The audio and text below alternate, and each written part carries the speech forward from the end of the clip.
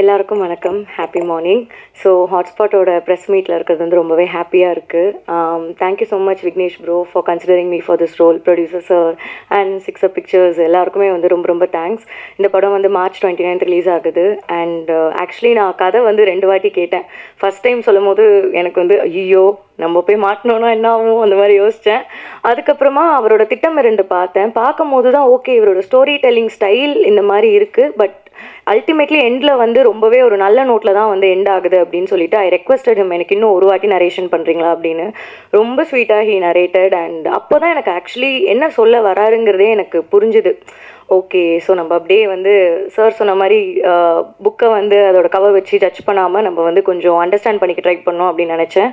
And என்னோட portions வந்து எனக்கு ரொம்ப பிடிச்சிருக்கு. இன்னும் நான் மற்றவங்க போர்ஷன்ஸ் பார்க்கல, பட் எனக்கு விக்னேஷ் ப்ரோ மேலே ரொம்பவே நம்பிக்கை இருக்குது. கண்டிப்பாக இது ஒரு சோஷியலி ரெஸ்பான்சிபிள் ஃபிலிமாக தான் வந்து இருக்கும். ஸோ ட்ரெய்லரை பார்த்து யாரும் ஐயோ அப்படின்னு நினச்சிட வேண்டாம். கண்டிப்பாக I believe it will be a very responsible film.